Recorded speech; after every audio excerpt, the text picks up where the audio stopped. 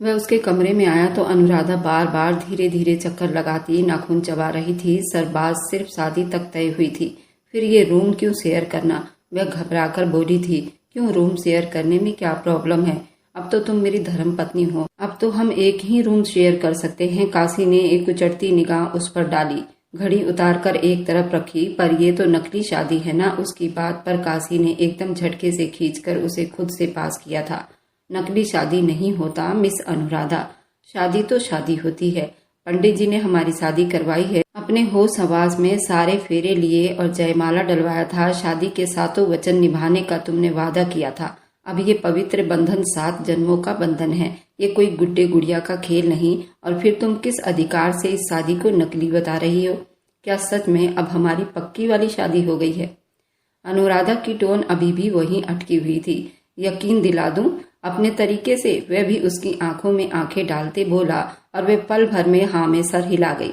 काशी ना में सिर हिलाता अपने होंठ उसके होंठों के साथ जोड़ गया तो अनुराधा के पूरे जिस्म में करंट सा दौड़ने लगा। अनुराधा बेटा, आज जल्दी आ जाना ऑफिस से। क्यों मम्मी? वह जो ऑफिस के लिए रेडी हो रही थी, माँ की बात सुनती अपना दुपट्टा लेती उनके पास आई। बेटा, आज तुम्हारे पापा के दोस्त के बेटे की शादी है, वह कुछ झिझकते हुए कह रही थी। आकाश अंकल जी के बेटे का? मम्मी कैसी बात कर रही हैं? अनुराधा का दिल जोरों से धड़क गया।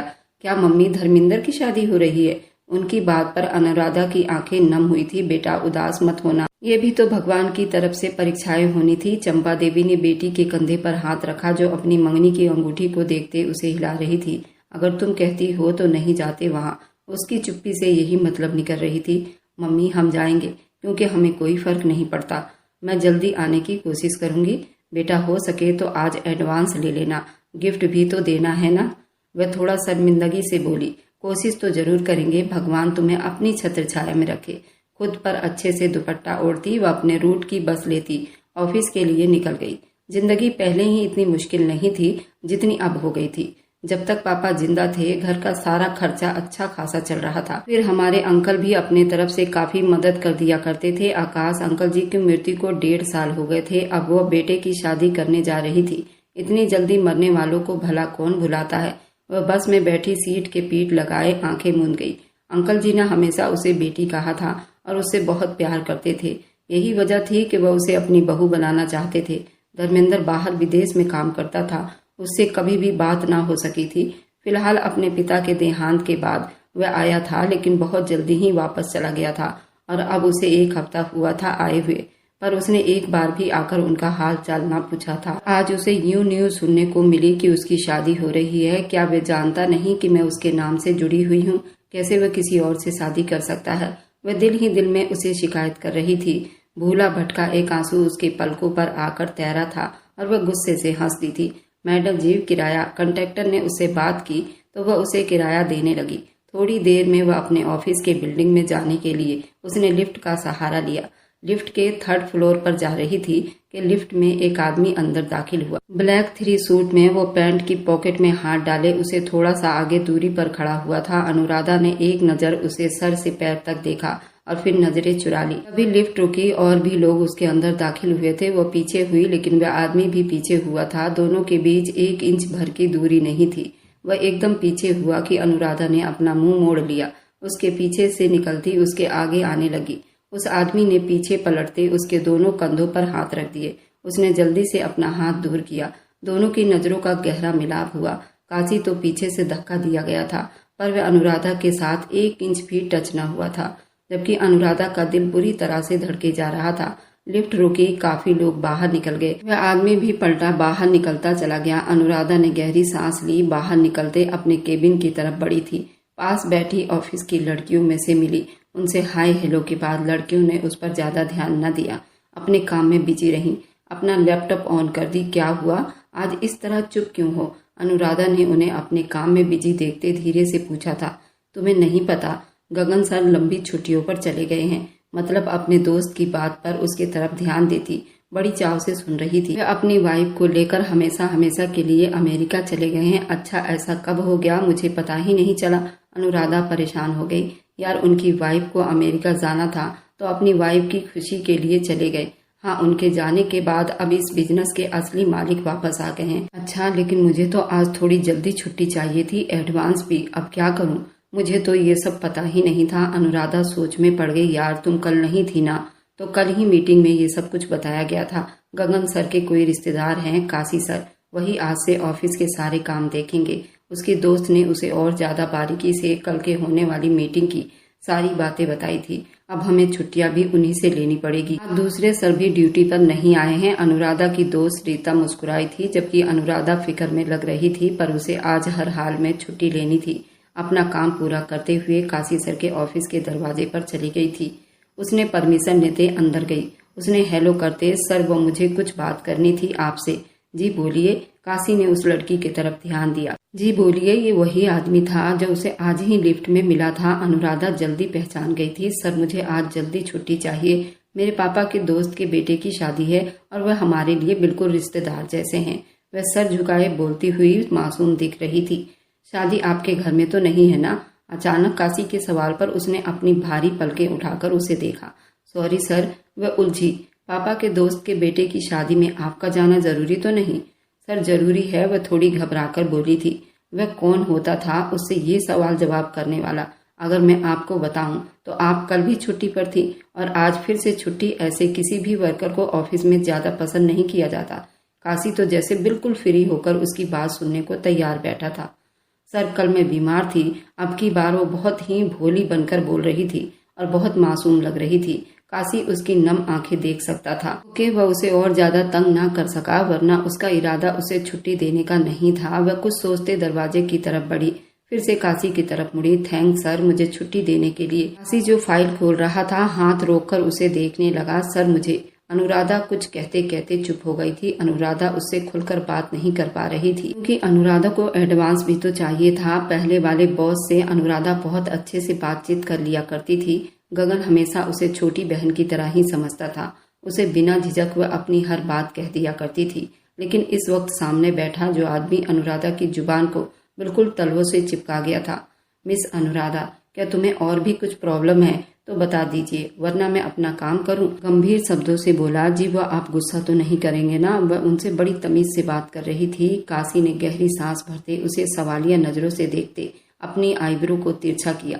मुझे एडवांस सैलरी भी चाहिए। वह सांस रोके आंखें नीचे बोल गई, जबकि काशी की चुप्पी पर वह आंखें खोलकर उसे हैरान नजरों से देखने लगी। कि मिस्टर रोहित से कह देता हूँ वह तुम्हें एडवांस पैसे दे दे। वह ज्यादा बहस करके अब वक्त बर्बाद नहीं कर सकता था। Sir thank you so much. Thank you. वह खुश हो गई और चहकती हुई बाहर निकल गई। काशी ने सर नाम में हिलाते मोबाइल पर आई कॉल अटेंड की। कैसे पता चला कि मैं हिंदुस्तान में हूँ? उससे हाय हेलो करने के बाद सामने जो आदमी कॉल पर था उसको तंग करते बोला। उसके जवाब में काशी का ठहाका गूंजा था। अच्छा, अगर मैं ना आऊं तब भी तेरी शादी थोड़ी रुकेगी? काशी ने उसे सुलगाया। अच्छा ठीक है, कोशिश करूंगा। वह कॉल बंद करने लगा। लेकिन अनुराधा को जब काशी ने एडवांस दिया तो काशी ने मुस्कुराते हुए उसे ओके कर दिया। अनुराधा सोच लो, अभी भी वक्त है, नहीं जाते वहां जाकर कितने लोगों के सवालों का जवाब देना पड़ेगा, क्योंकि धर्मेंद्र ने मंगनी खत्म कर दी थी। चंपा देवी हद से ज्यादा परेशान हो रही थी। मम्मी इतनी फिक्र क्यों कर रही हैं? जिन्होंने ये रिश्ता खत्म किया उन्हें बिल्कुल परवाह नहीं है, तो फिर हम क्यों परवाह करें? वैसे भी आज हम सिर्फ शादी अटेंड करने नहीं जाएंगे, बल्कि जो रिश्ता पापा ने अंकल जी ने मिलकर जोड़ा था उसे भी तो खत्म करना है। अनुराधा इस तरह बड़ी हिम्मत से बात कर रही थी। चंपा देवी ने उसे उलझी हुई नजरों से देखा। क्या मतलब, क्या कहना चाह रही हो अनुराधा? मम्मी हम वहाँ चल रहे हैं, फिर वहाँ पहुंचकर आपको बताऊंगी। चलिए। वह अपनी माँ का हाथ थामे घर से बाहर निकली और कैब बुक किया। कुछ ही देर में वह नोएडा पहुंच चुके थे। वहाँ बहुत बड़ा बंगला था जहाँ आज बहुत सारे रोशनियां जगमगा रही थी। उनके इकलौते बेटे धर्मेंद्र की आज शादी थी। ये देखकर कहीं से भी नहीं लग रहा था कि अभी तो 1.5 साल पहले अंकल की डेथ हुई थी। दोनों माँ बेटी मरे मरे कदमों से चलती हुई अंदर दाखिल हुई थी। वहाँ तो खुशियों की बारिश हो रही थी। एक से बढ़कर एक चेहरे और एक से बढ़कर एक बड़े बड़े लोग उस वक्त वहाँ मौजूद थे, और उन सब में ये दोनों माँ बेटी बहुत ही साधारण और अकेली आम सी लग रही थी। राधा यहीं से वापस चलते हैं, मेरा दिल नहीं मान रहा, अंदर जाएं। चंपा देवी का दिल घबराने लगा। नहीं मम्मी, आज ही तो जाना है, आखिरी बार, चलिए मेरे साथ। अनुराधा अपनी माँ का हाथ थामे पूरे कॉन्फिडेंस के साथ गार्डन एरिया में दाखिल हुई। जहाँ एक तरफ औरतें, बच्चे, आदमियों की भीड़ थी और दूसरी तरफ खूबसूरत सा सेट सजाया गया था जहाँ दूल्हा को बिठाया जाना था। दाईं तरफ एक खूबसूरत सा मंडप सजाया गया था जहाँ शादी के सारे वचन पूरे होने थे। अरे तुम लोग, अचानक से उसकी आंटी ने उन्हें देखा तो उनके पास चली आई। मुझे तो लगा तुम लोग नहीं आओगे। उनका अंदाजा थोड़ा अजीब सा था। आपने इनवाइट की थी तो हम कैसे ना आते। आखिर आंटी के इकलौते बेटे की शादी जो है। जब ये जवाब अनुराधा की तरफ से आया तो मोहिनी देवी ने अपनी साड़ी का पल्लू हाथ में थामे अपना मुंह फेर लिया। चलो अब आ ही गए हो तो ज्यादा किसी के साथ घुलने मिलने की जरूरत नहीं। यहाँ सब बहुत बड़े बड़े लोग मौजूद हैं। तुम दोनों माँ बेटी एक कोना पकड़ लो, क्योंकि यहाँ जो भी कुछ है वह तुम्हारी हैसियत से ऊपर है। तक तुम लोग नाश्ते से एंजॉय करो और खाना लगेगा तो खाकर चली जाना। वह इतने गुस्से भरे अंदाज से बोली कि चंपा देवी बड़ी मुश्किल से ही सब्र कर पाई थी। क्यों नहीं आंटी जी, खाना खाने ही तो आए हैं। हमने अपने जीवन में कभी इतना अच्छा खाना नहीं खाया, आज ही तो पेट भरकर खाएंगे। अनुराधा भी जवाब उन्हीं के अंदाज में देती चली गई। माँ को लिए एक तरफ जाकर बैठी। कितनी जुबान लंबी है बहन जी तुम्हारी बेटी का, अनुराधा ने मुंह में बड़बड़ाया। भगवान ने दौलत क्या दे दी, गरीब दोस्त चुभने लगे हैं। चंपा देवी का दिल बहुत बुरा हुआ था। उन्हें ये तो पता था कि उनके दोस्त की पत्नी, जो चंपा देवी की बचपन की सहेली भी है, उन्हें पसंद नहीं करती थी और ना ही उनका अपने घर आना जाना अच्छा समझती थी। लेकिन इस तरह दिल में उनके लिए कड़वाहट होगी वह नहीं जानती थी। वेट करो मम्मी, अभी उन पर नई नई अमेरी का खोल चढ़ा हुआ है, अनुराधा ने गुस्से से मुस्कुराकर कहा था।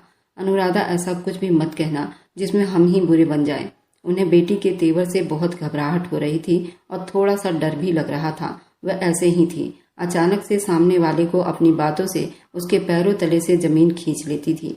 सामने वाला सोच में पड़ जाता, आखिर हुआ क्या है। थोड़ी देर में शादी की रस्में शुरू की जा रही थी। उस वक्त स्टेज पर सिर्फ घर वाले ही मौजूद थे। लड़की वालों को भी यहीं इनवाइट किया गया था। वह कौन सा अमीर थे, लेकिन आंटी के खास जानने वालों की लड़की थी, इसलिए उनका दिल उस पर आ गया था। जबकि अनुराधा तो उनके मरे हुए पति की दोस्त की बेटी थी। गरीब होगी वो, मजे से थोड़ी के नीचे हाथ जमाए टेबल पर आगे होकर बैठी स्टेज पर हो रही शादी को देख रही थी। स्टेज के बीच में बहुत ही खूबसूरत सा मंडप सजाया गया था। सारे परिवार वाले 2 हिस्सों में बैठे थे। शादी की रस्में शुरू की जाने लगी थी। कई घंटे लगे, शादी संपन्न हुई। पंडित जी के वचन मंत्र खत्म हुए। वहां पर कन्यादान होने लगा और अनुराधा के दिल में कांच सी चुभी थी, पर चेहरे पर एक चमकीली चमक उभरी। एक बेजान रिश्ते से आजाद हुई थी, खुशी ही अलग थी। अनुराधा, कहाँ जा रही हो? अचानक से सीट से उठी तो चंपा देवी ने उसका हाथ थाम लिया। मम्मी, मुझे जरा सा उन लोगों को बधाई देकर तो आने दोगी?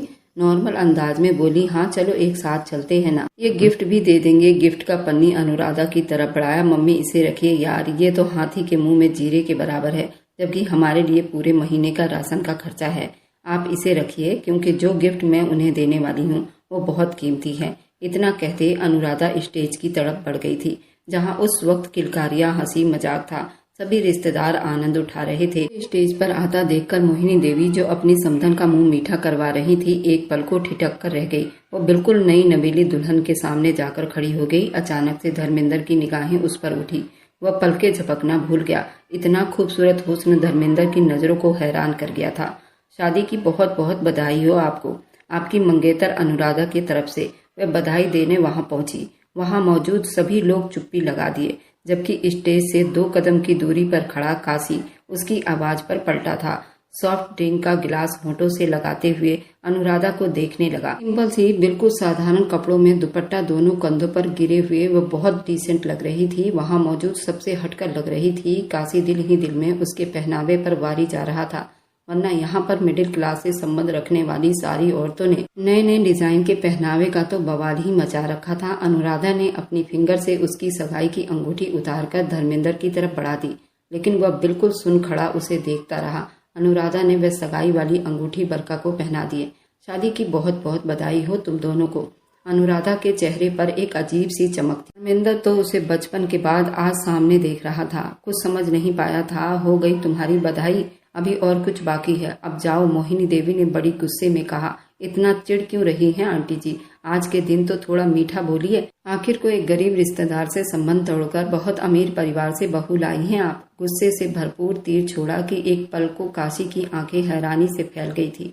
अपनी बकवास बंद करो और स्टेज से नीचे उतरो, वो दबे दबे अंदाज में बोली। अब इतना भी धीरे बोलने को नहीं कहा आंटी जी, वह काट खाने वाले अंदाज में बोलते अपना मुंह फेर गई। मोहिनी देवी ने उसे बाजू से पकड़कर स्टेज से नीचे की तरफ धक्का दिया। धर्मेंद्र एक कदम बुखलाकर उठता अनुराधा को थामने लगा, लेकिन इससे पहले कि वह स्टेज से बिल्कुल नीचे पास खड़े काशी के ऊपर जा गिरी, काशी ने जल्दी से पलटकर उसे अपने सीने से लगाते उसे खुद को गिरने से बचा लिया था, जबकि दोनों का आमना सामना बहुत बुरी तरह से हुआ था। काशी को वह देखते अनुराधा का सारा कॉन्फिडेंस खत्म हो गया था। उसे उम्मीद नहीं थी कि वह भी वहां हो सकता है। तुम ठीक हो काशी? उसके सफेद पड़ते चेहरे को देखता बड़ी फिक्र से पूछा था। वो बेकाबू उसके चेहरे पर अपना नरम सा हाथ रख गई। ये मंजर किसी के भी आंख से छुपा नहीं था। बेटे से रिश्ता खत्म करने का जो ताना तुम यहाँ खड़े खड़े मार रही हो ना, अपने बारे में क्या ख्याल है? तुम कौन सा कम हो? तुम तो हमेशा एक अमीर आदमी को फंसाने की कोशिश में लगी रहती हो। आंटी जी, अनुराधा ने दांत चबाते उन्हें देखा। अब जानबूझकर तुम उस पर गिरी हो ताकि ये तुम्हारे हुस्न के जाल में फंस जाए। मेरे बेटे ने तो तुम्हें मुंह नहीं लगाया, कहीं न कहीं तो मुंह मारना ही है ना। वह हद से ज्यादा गंदे शब्दों का प्रयोग कर रही थी। चंपा देवी उठकर इस तरफ आना चाहती थी, लेकिन ये सब बातें सुनते उनका ब्लड प्रेशर बिल्कुल शॉर्ट हो गया। अब अपनी जगह से उठ नहीं पाई। क्या बोले जा रही हैं आप? होश में तो हैं? ये इल्जाम आप किस पर लगा रही हैं? आप क्या जानती हैं? ये मेरे मंगेतर हैं। अनुराधा के अचानक बोलने पर सबसे पहले तो काशी के दिमाग के कई परते खुले थे, फिर वहां मौजूद सबको साफ साफ सुन गया था कि हद हो गई। आपको क्या लगा था एक आपका ही बेटा है इस पूरी दुनिया में अमीर और हैंडसम?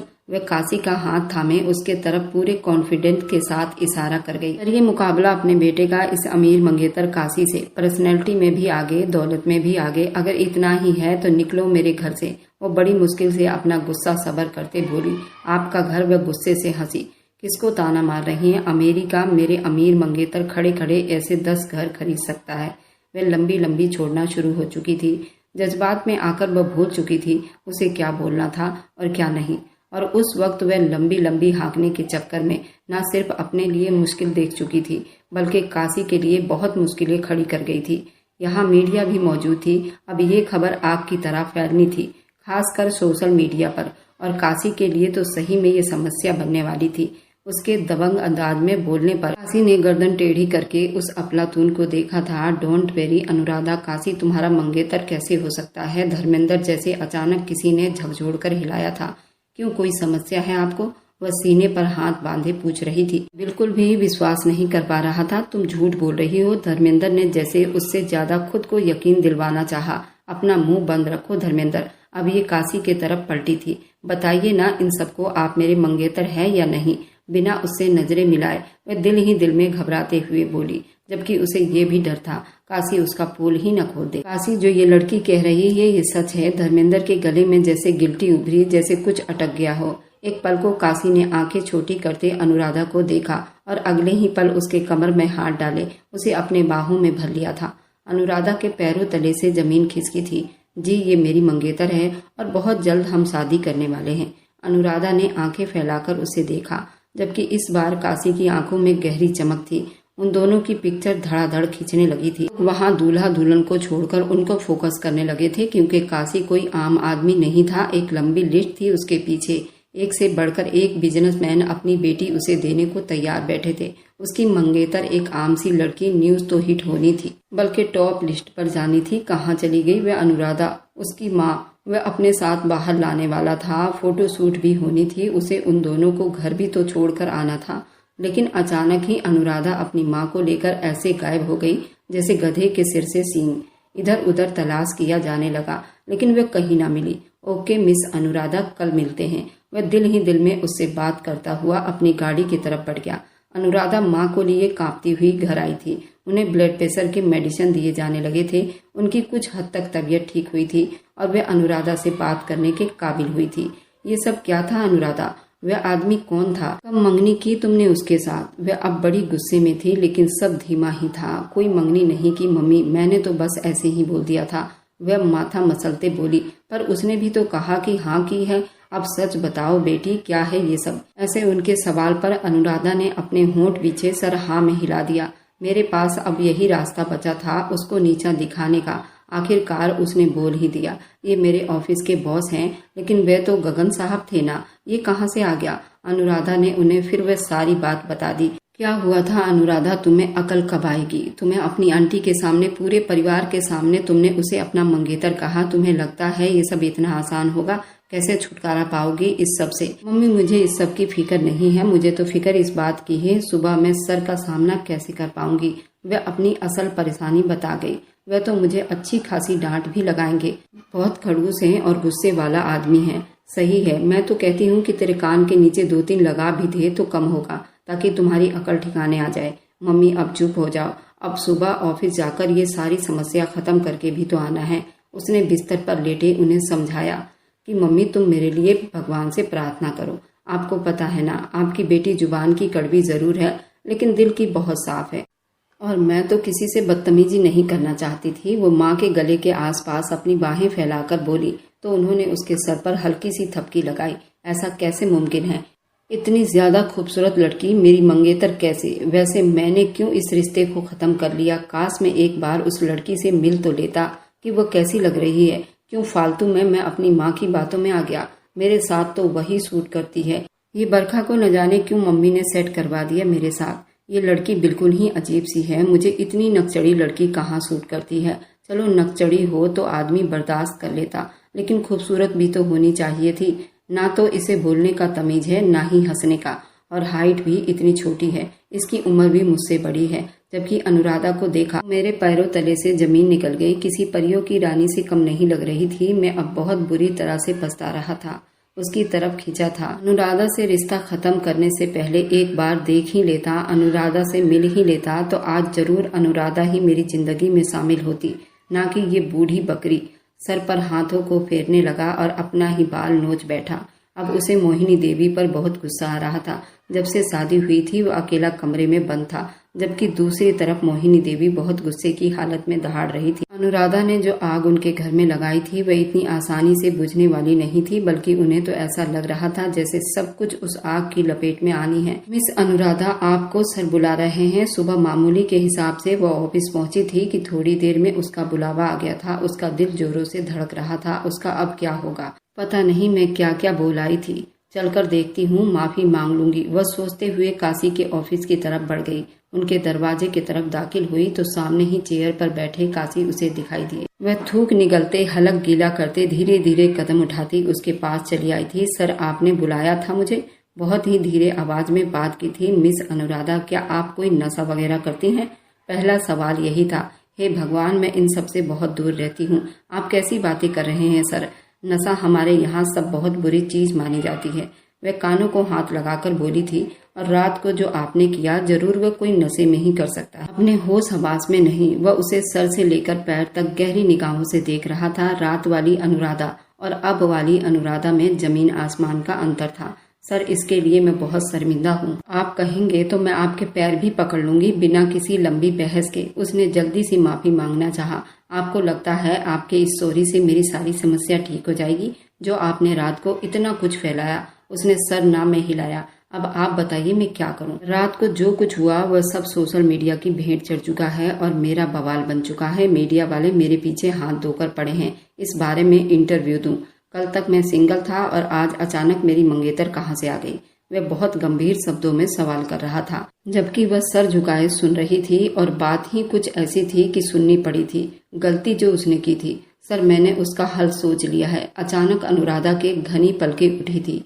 काशी का जी चाहा उन्हें हाथ लगाकर छू ले कि वह असली है या आर्टिफिशियल है। प्लीज बोलिए, मैं इंतजार में हूँ। तुमने जो कांड किया है मिस अनुराधा, इसका कोई हल नहीं। अब इस समस्या से छुटकारा पाने के लिए वह ठोड़ी के नीचे मुट्ठी रखकर उसे फुर्सत से देखने लगा था। सर, कुछ दिन के लिए आप मुझे मंगेतर बना लीजिए, फिर बाद में कोई न कोई बहाना बनाकर मंगनी तोड़ देना। मेरा झूठ भी सच हो जाएगा और आपकी जान भी तो छूट जाएगी। जरूरी तो नहीं जिससे मंगनी हो उसी से शादी भी हो। आखिरकार शब्द कहते। वह थोड़ा सा रो पड़ी थी। लेकिन हमारे परिवार में ऐसा नहीं होता। एक बार जिस नाम से जुड़ जाए फिर सारी उम्र वह आपकी हो जाती है। न जाने क्यों वह इस तरह की बातें कर रहा था, जबकि ऐसा कुछ भी नहीं था। जो कुछ अब सामने आया है ना, लोगों ने आपको मेरी असली मंगेतर बना दिया है। अब तक ये बात मेरी माँ तक भी पहुँच चुकी होगी। तुम क्या इस चीज को मजाक मान रही हो? उन्हें क्या जवाब दूंगा? वह अपनी जगह से उठकर उसके पास आता। उसके दिल की स्पीड को और बढ़ा गया था। मैं उनसे माफी मांग लूंगी। और वह जल्दी से बोला, और मीडिया?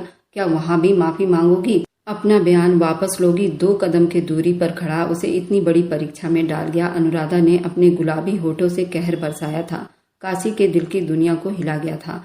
सख्ती से उसने आंखें मूंद कर बोली। काशी को देखा, माथे पर 2 बल डाले। वह काशी को क्यूट सी लगी थी। ठीक है, मैं सबके सामने क्लियर करूंगी कि मैंने जो कुछ कहा वह गलत कहा। हमारी कोई मंगनी नहीं हुई, ये सब कहने सुनने की बात है। वह गहरी सांस भर गई। और जो आपके रिश्तेदार हैं उन्हें पता चला तो? सर, आप उन सब बातों को छोड़िए। अब उनको अपने मुंह किसको लगाना है? रात को जो हुआ वही बहुत है उनके लिए। वह सर झुका गई। वैसे आग खूब लगाई है आपने। उसकी बात पर अनुराधा ने उलझे हुए शब्दों में उन्हें देखा। धर्मेंद्र मंगेतर था आपका? अचानक इस सवाल पर अनुराधा का चेहरा खतरनाक हद से भी गंभीर हुआ था। खुद पर काबू किए हुए चुप रही। फिर उन्होंने अगला सवाल झट से किया। सर प्लीज अब छोड़ दीजिए इन बातों को। एकदम गुस्से से होती हाथ उठाकर रोक गई। एक पल को वहां चुप्पी छा गई। मेरे पापा और धर्मेंद्र के पिता की इच्छा पर यह मंगनी हुई थी। अब की बार वे धीरे से बता गई। लेकिन अंकल के देहांत के बाद आंटी जी ने हमसे रिश्ता खत्म कर लिया। ये रिश्ता खैर मुझे भी कोई फर्क नहीं पड़ा था। शादी के बाद मुझसे संबंध तोड़ता तो ज्यादा दुख होना था। तो क्या अब कम दुख है? वह उसकी बात अचानक दोहरा गया। दुख नहीं सर, अफसोस है कि मेरे पापा ने किस आदमी को मेरे लिए चुना था। क्या मेरे लिए? खैर अब छोड़िए इन बातों को। प्रेस कॉन्फ्रेंस कर लीजिए, मैं सब कुछ बोल दूंगी। मेरी जिंदगी में तो मुश्किलें हैं ही। मेरी वजह से आपको कोई समस्या न हो, ऐसा मैं बिल्कुल नहीं चाहती। अब की बार वह बड़ी गंभीरता से बोल रही थी। और फिर थोड़ी देर के बाद एक प्रेस कॉन्फ्रेंस रखी गई थी जिसमें अनुराधा तो कुछ भी नहीं बोल पाई थी। काशी ने ही सब कुछ बोलकर उसके पैरों तले से जमीन खींच लिए थे। अनुराधा तो मुंह देखती रह गई थी। इसके आगे की कहानी बहुत ही दिलचस्प रहने वाली है। आप इस कहानी को मिस ना करें। क्या अनुराधा काशी को मिल पाएगी? क्या धर्मेंद्र अब अपनी पत्नी को कभी स्वीकार कर पाएगा? और मेरी वीडियो आप लोग जहां कहीं से भी देखते हैं, कमेंट में अपने शहर और राज्य का नाम जरूर बताइए। मुझे आप लोगों के कमेंट पढ़ने में बहुत आनंद आता है और उन सभी का मैं बहुत बहुत धन्यवाद करना चाहती हूँ। जो लोग मेरे वीडियो को देखते हैं, लाइक करते हैं और शेयर करते हैं। अगर आपको आज की कहानी पसंद आई है तो वीडियो को जरूर लाइक कीजिएगा और अपने दोस्तों के साथ शेयर भी कीजिएगा। और हाँ, अगर आपने अभी तक हमारे चैनल को सब्सक्राइब नहीं किया है तो जरूर सब्सक्राइब कर लें। मिलते हैं हम अपनी कल की एक और नई दिलचस्प कहानी के साथ। मुझ पर सदा अपना प्यार और स्नेह बनाए रखें। सभी को मेरा प्यार भरा नमस्कार दोस्तों। खुश रहें, स्वस्थ रहें, मस्त रहें।